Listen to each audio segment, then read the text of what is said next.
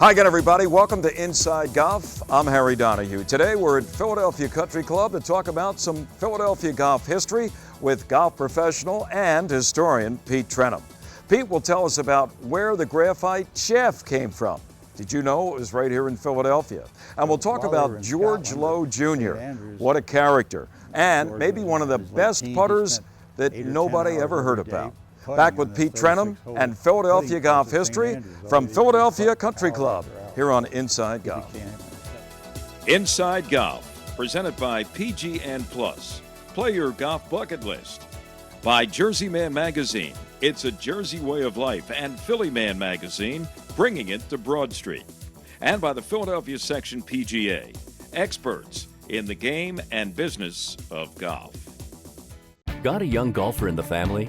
Whether their dream is to grab a national ranking or just have more fun on the golf course, sign them up for the Philly PGA Junior Tour this summer. It's competitive play on premier courses for boys and girls 18 and younger throughout Pennsylvania, New Jersey, and Delaware. Perfect for gearing up for the next high school or collegiate golf season. Available to both new and competitive golfers. Registration now open year-round. Help your young golfers find or improve their game. Sign them up today at PhillyJuniorTour.com. We're rolling out the action and bringing it all to the table. So go all in with endless ways to win. Join us for the area's hottest happy hour with double the action at half the price. Only at Valley Forge Casino Resort. The focus, the feel, the friends. Golf isn't just a game, it's an experience, and PGN Plus invites you to experience golf like never before. PGN Plus provides golfers with access to the area's exclusive private courses, and for existing country club members, PGN Plus enhances your membership with intra-club reciprocal play. Select your course, book your tee time, and play the best private clubs the area has to offer. Create your free account today. Visit pgnplus.com, your invitation to private golf.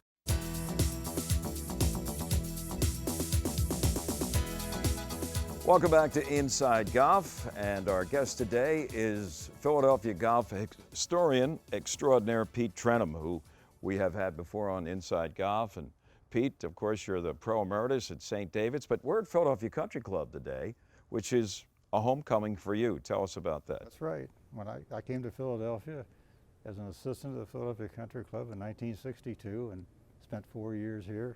You were about, what, 10 years old at the time? I was 25, but, working under Loma Frakes, the head pro.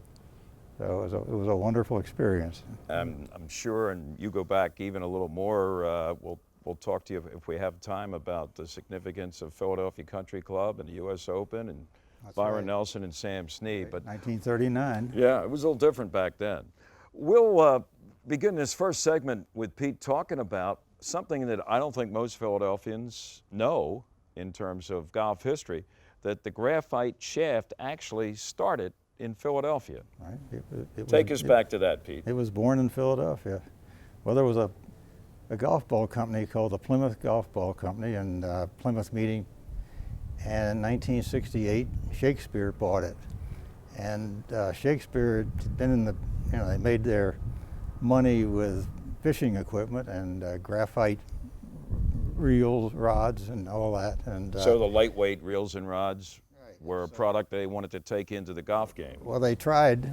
Shakespeare made fiberglass. That was their product, fiberglass golf shafts, but it was not successful. In 1968, the president of the company gave up and pulled the plug on it. Okay.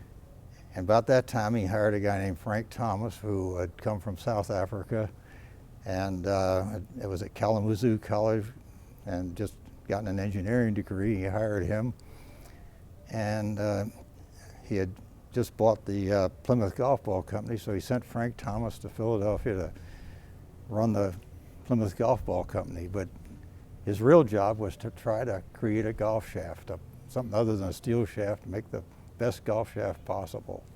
So Frank Thomas worked on that, and how did it turn out for him? So Frank Thomas started working on it with different materials, experimenting with things. And about that time, a company was supplying graphite fibers. Union Carbide was supplying graphite fibers to the space industry. NASA.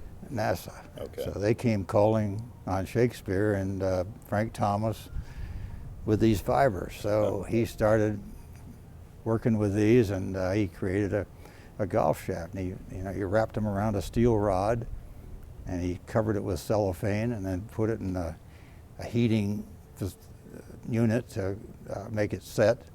And then after you got it out, you took off the cellophane and pulled out the rod, and you had a graphite shaft. And so that was the beginning. That was the birth of graphite. It was much lighter than steel, just as strong. You could make it just as strong and much lighter. And so he had a shaft, so he started experimenting with that. And they got some tour pros like Don January and Gary Player to try it and work with it. And I'm sure the first shafts weren't perfect, but they just kept, fiddling around with it until they really got it perfected, and it changed the whole game. And one of the most interesting things is that somehow, you wouldn't think this would happen, but they brought the shaft out too early or exposed it to the public or whatever before they got the patents. And so I was just going to ask you, I hope Frank Thomas got a patent on that. they didn't get a patent. And so now it was open. It was an open game, and so every company that wasn't even in the golf business jumped in and started trying to make a graphite shaft, which was great for the golfers because. Well, how'd they have Thomas's recipe? Did they follow the I same? guess they just bought some of these shafts. They bought some of these shafts and took them apart and realized, hey, we can do this too. The guys that are smart about this can figure this out, and so. Voila, and so at first it was so expensive, everybody thought, well, people they'll buy drivers maybe, because you get a lot of distance and all that, but they're never going to buy a set of irons with graphite. But we went on, some people play with all graphite shafts. And no, I think you wrote about it on your website in one of your many great historical columns that the weight differential, graphite to steel, is about 50% less in terms of weight of the graphite. By the time they got the shaft made, right.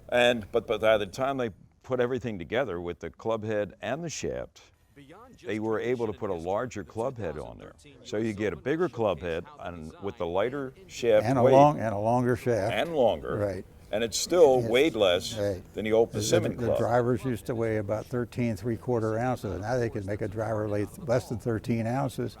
Which allows even the average golfer to get more club head speed. It was a great thing for senior golfers and the women golfers. It just because they could create some real club head speed.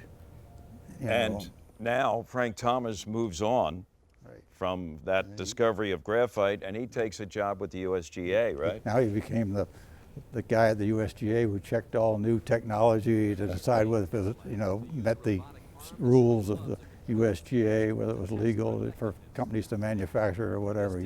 He spent 23 years there as the head of their technology department. And we take it almost for granted. A lot of people think that graphite was around forever, but when did it, what are we talking time frame wise? In the late 70s? 1969 is when, 71 is when he first showed the first ones at the PGA Merchandise Show. 1971. 71, he had a booth when guys there. used to take clubs out of their trunks down in Orlando, not like today with the big convention center. That's right, and they had a little booth there, and and started telling people about this and whatever, and it took a few years before it really, probably was 1974 before it really hit. And you as a golf pro, I guess, were active in selling graphite versus steel. Oh, yeah. What do you think today, the percentages, or do you know the percentage of golfers, not tour golfers, but average golfers that have a full set of graphite clubs? I guess, I don't know, whether half the golfers do, maybe, something like that. But it certainly makes life easier for a lot of, especially older people. Yeah, the younger, stronger golfers still have steel in their irons and use graphite in their fairway woods and, drivers and things like that. You mentioned Gary Player, like Frank Thomas, a South African, and when he came over here, one of the companies contacted him about using not a graphite, but fiberglass, right? The fiberglass, Shakespeare. Right. Shakespeare did. Right. And tell us what they did. I don't want to say to trick the public into thinking that Gary was using one, but you can tell us. Well, anyway, they named he was called the Black Knight because he wore black all the time. Sure, still is called that. And they named the club the Black Knight, and I hired him to represent them on the PGA Tour and play with Shakespeare clubs. But the fiberglass it just was too heavy. It just didn't work. So. And it had too much flexibility. Right? Well, if they did one thing, if they made it lighter, it wasn't stiff enough. If they made it heavy enough, it was too heavy.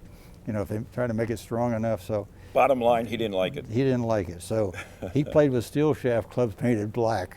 Steel shafts that were painted black. So that people thought they were fiberglass. Thought he was playing with. Yes. Well, it's interesting because later on in sports history, there were some Phillies on the late 70s that were paid by a certain shoe company to wear that particular shoe, even though they didn't like it.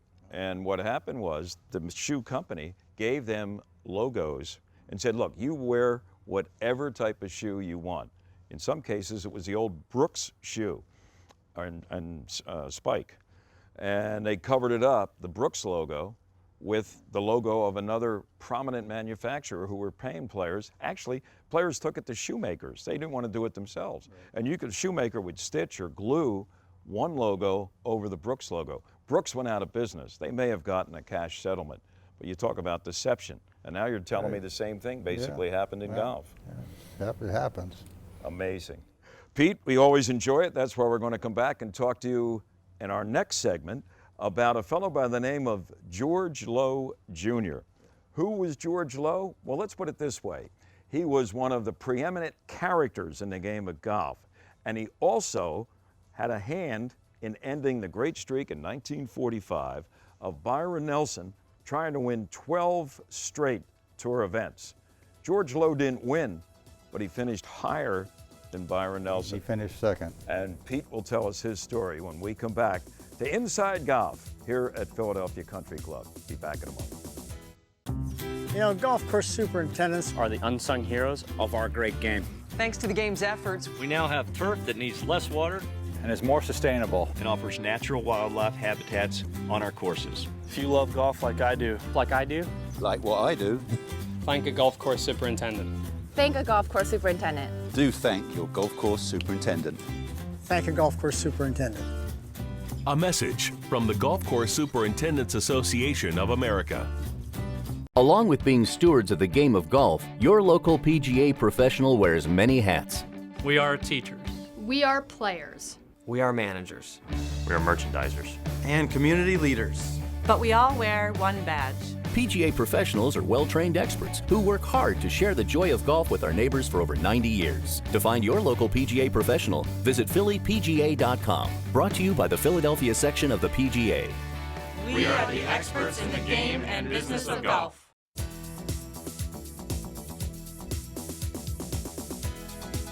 Welcome back to Inside Golf. We're at Philadelphia Country Club. We're talking with Pete Trenham, a little golf history with a Philadelphia connection.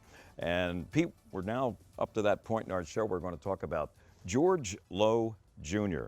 Now, that's not a name that everybody, especially today, is that familiar with. Even when he was around, maybe a lot of people didn't know him because he wasn't really a player, but he had a lot to do with influence, especially in putting, and was at one time on retainer to some of the biggest names on tour and in the golf world. But let's get a little sense about who George Lowe Jr. was, and it begins with his being brought up in North Jersey, right? Yeah, George Lowe Jr. was born next to the Baldus Row Golf Club. Because? Because his father was the pro there. Makes sense. In 1928, his father thought he'd made enough money and decided to go back to Scotland and live on his American investments. So he took the whole family back to St. Andrews? Yeah, so George was 16 years old by then, and went back to Scotland. Of course, as everybody knows, about a year and a half later, the stock market crashed, and George Lowe Sr. had to start looking for work again. So he came to work as a pro at the Philadelphia Country Club, at the Huntington Valley Country Club in 1931. 1931, George Lowe Sr. brought George Lowe Jr. with him. He was 19 years old as his assistant. Well, while they were in Scotland at St. Andrews, when George was in his late teens, he spent 8 or 10 hours every day putting on this 36-hole putting course at St. Andrews. Oh, he did putt hour after hour, so he became an exceptional putter. So anyway, they were at Huntington Valley for a while, and George became a good player, a very good player, and He didn't have a lot of ambition, but he was pro at Plymouth Country Club one year. He was pro assistant at manufacturers one year, and then and he also was involved with his father at a driving range in Jenkintown. Yeah. It's probably now the Fox Pavilion or something. George Jr. never liked to work too hard, but anyway, that's probably why he was only at Plymouth one year. But he could putt. But he could putt, and so he played a few tournaments on the tour from time to time. He didn't have a lot of ambition, but in 1945, at the Memphis Open, Byron Nelson had won 11 straight tournaments, but that's where the streak was broken, and an amateur named Freddie Haas won the tournament, but George Lowe finished tied for second and got the top money prize, and Nelson finished tied for fourth with Jug McSpaden, who was the pro right here at the Philadelphia Country Club. So there's another Philadelphia connection. That Jug time, was the pro at Philly Country Club. He was the pro here at that time, right? Okay. So anyway, this was 45, and later in the year, of course, Snead was out of the Navy, and Hogan was back from the Army Air Corps, and I think George looked around and thought, this is too hard a way to make a living, as trying to beat these guys. So he just got into helping people with their putting and becoming a putting guru, and he became what they called America's guest, because later on, Arnold Palmer and Jack Nicklaus and Trevino and Frank Stranahan had him on retainer to help them with their putting. Anytime they had a problem with their putting stroke, it was, come here, Tiny as they called him, we need some help. You talked about their putter. Frank Stranahan, you talked about him. There was a story that George used to drive Stranahan's car from one tour event to another while Stranahan flew. And Stranahan left Texas and flew to Florida, and when George showed up, the car wasn't there. And he said to Tiny, he says, "Where's my car?" And Tiny said, "You lost that car in a crap game." So Frank was out of car and he had to go buy a new one. It was amazing. He managed to exist without any real work or anything. And he had to deal with Ramada Inn for some reason. If he was in a town where there was a Ramada Inn, he had a free room. And he used to entertain royalty down at Seminole. He used to play with the Duke of Edinburgh, who was the former King of England, right? And the saying goes, he had a little match with him, and at the end he was waiting to be paid on the 18th hole after he beat him. And whoever was playing with him says, "Oh, I forgot to tell you, the Duke doesn't go for money." And whoever it was that told that to Stranahan, he said, "Look, you take care of your business and I'll take care of mine." I'm sure he got a few dollars out of the Duke. Right. Well, you know. And he had a deal with FootJoy. Tell us the deal with FootJoy. Well, he was a test pilot for FootJoy, and you know, he got free shoes all the time to wear and see if he liked them or if they were any good or whatever. But he used to, I think he said he used to test out how many beers you could spill on a pair of new FootJoys before they became uncomfortable. In the 1970s, he said he was spending $50,000 a year of other people's money, and but he didn't like to go into too many details because he said the best defense for the IRS was a little bit of privacy. Final minute here. Tell us about what you experienced between George Lowe and Jack Nicklaus, not far away at Aronimink Country Club in the early 60s. In 1962, the PGA was being played at Aronimink, and I was out there watching some of the players, and Jack Nicklaus, as he was walking from the 10th green to the 11th tee, it was a practice round on Monday or Tuesday, and he called George Lowe, he called Tiny. He was standing over under a shade tree, and he called him over and handed him his putter and said something to him. And while Nicklaus was teeing off, George Lowe went over to a tree and he bent the putter on the tree and banged it on the tree, you know, massaged it a little bit, and then he walked back, and as Nicklaus was leaving the tee, he intercepted him and handed him his putter back. So, but that's the kind of thing he did. George Tiny Lowe Jr., in the words of Pete Trenham. Pete, always a pleasure. Give us your website again. TrenhamGolfHistory.org. TrenhamGolfHistory.org. It's loaded with nuggets like you just heard. And we'll be back. Inside Golf continues in a moment with our Teed Off panel. At Valley Forge Casino Resort, we're rolling out the action and bringing it all to the table. So go all in. at Philadelphia's New Year's Eve destination. Make your New Year's plans. Third Eye Blind rocks in the new year. The Vault all-inclusive party with hot tea. Dinner by Luke Palladino at LP Steak. Tickets and packages available at bfcasino.com. Valley Forge Casino Resort, the only Philly area casino that has it all.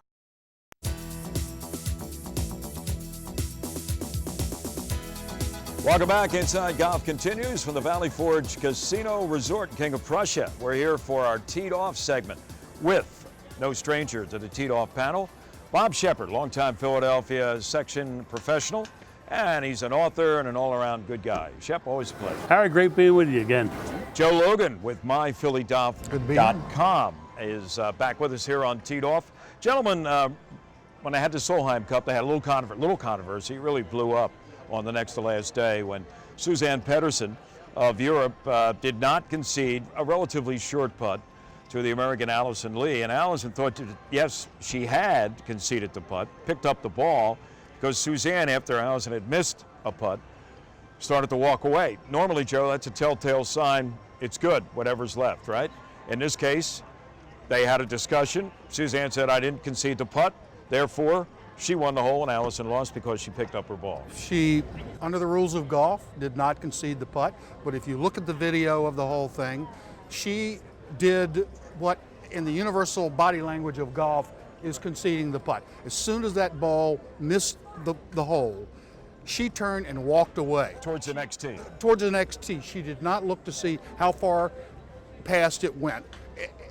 In the body language of golf, if you want to see that putt putted, you sit there with your lips zipped, you don't say a word, and that says everything. I want to see you putt that putt. She didn't do that. She turned and walked off. Now, to her credit, the next day she apologized because she felt like an idiot, as well she should. She had the whole world against her. They had the whole world against her. No one was on her side. Even her own agent came to her and said, no, what you did was wrong. And she was very upset and has apologized profusely ever since. And we'll see. And who knows, it may have helped propel the U.S. to a comeback win absolutely. on Sunday, which they did get. Yeah. Bob, you played a lot of match play events, right? Yep. As an amateur, maybe as a pro, I don't know. But what's the rule of thumb when it comes to conceding a putt? Well, my dad was Walter Hagen's manager, and I heard a lot of stories about Walter Hagen when I was a kid, and I thought they were wonderful. One of the ones that got me the best was Hagen on the front nine. If you knock your ball up 2 or 3 feet, he'd give it to you, the whole front nine. Now the back nine, when the match got tight on about the 15th hole, you'd have maybe a 2-foot putt, and you'd look over at him, and he'd just look at you with a smile. Now let's see if you can make it. So there was no consistency. No consistency. With Sir Walter Hagen. Plus, you hadn't hit his 4-footer for the last 3 hours. Wow. All of a sudden. So that was a little gamesmanship, if anything. Yeah, right? that's it. And then the other side of the coin here with this deal at the Solheim Cup, those people have practiced hitting 1-irons, 5-woods, drivers, putts, sand shots, chips. They've never practiced conceding putts. So all of a sudden, you're facing a high-intensity situation, and nobody knows what to do. So the person that was given the putt, or thought it was given the putt, it picks it up. That's wrong. That's not what's supposed to happen. But in a high-intensity situation, that's what happens. So you can almost forgive everybody. But at the same time, Joe hit it on the head. You owe it to the sport. You do. You owe it to the sport more than. But you can't say more than the rules, but you do. You have to take care of the sport too. Spirit of the game. Spirit of the game, exactly. You know, there was one incident in the Ryder Cup years ago with Tony Jacklin for Europe and Jack Nicklaus for the U.S., where Nicklaus conceded a putt. Right. I talked to even Tony about this, and he said it was only like this. Other people say it was, 2.5 feet. Yeah. Regardless, in the spirit of the game, Nicklaus conceded. Now, at the time, I think it meant a tie between the U.S. and the U.S. by virtue of having won before retained the cup. Right. But I heard afterwards, Sam Snead was the captain of that American team. He was livid that Nicklaus conceded that putt. Exactly, yeah. But so it was not going to alter the outcome of the Ryder Cup. Right. That had already been determined. Right. Sam wanted the extra half point. And he would, and as a competitor, He wasn't going to give Tony Jacklin anything. And it was almost dark. That's the other thing. They were running out of daylight. So if the putt misses or whatever happens, and they can't legitimately go for another hole. They weren't going to turn the lights on. They did that once in the President's Cup, I think. Did they? They might have had turn lights on on car lights? Yeah. But a footnote, fast forward, Jacklin and Nicklaus combined to design a great golf course down in Bradenton, Florida. Bradenton, yeah. Its name, the Concession Golf Club. Isn't that neat? That's a great Walter Hagen story. That is, yeah. It's another one. We're going to have to use put one on there. that, not the story, just the strategy. I have used it. It's well documented. And, He just sit there and look at you with a grin and say, all right, let's see if you can make a 2-footer. For Bob Shepard, Joe Logan, Harry Donahue. Inside Golf comes back with more in just a moment. The Valley Forge Casino Resort is the region's only full amenity gaming resort, and it's only seconds from the Pennsylvania Turnpike at King of Prussia. It features 600 slots, 50 table games, and there are nearly 500 guest rooms, plus 8 restaurants designed to meet all of your dining needs. So put the beautiful Valley Forge Casino Resort on your destination list. We're rolling out the action and bringing it all to the table. So go all in with endless ways to win. Join us for the area's hottest happy hour with double the action at half the price. Only at Valley Forge Casino Resort. Along with being stewards of the game of golf, your local PGA professional wears many hats. We are teachers. We are players. We are managers. We are merchandisers. And community leaders. But we all wear one badge. PGA professionals are well-trained experts who work hard to share the joy of golf with our neighbors for over 90 years. To find your local PGA professional, visit PhillyPGA.com. Brought to you by the Philadelphia section of the PGA. We are the experts in the game and business of golf. The focus, the feel, the friends. Golf isn't just a game, it's an experience, and PGN Plus invites you to experience golf like never before. PGN Plus provides golfers with access to the area's exclusive private courses, and for existing country club members, PGN Plus enhances your membership with intra-club reciprocal play. Select your course, book your tee time, and play the best private clubs the area has to offer. Create your free account today. Visit pgnplus.com, your invitation to private golf.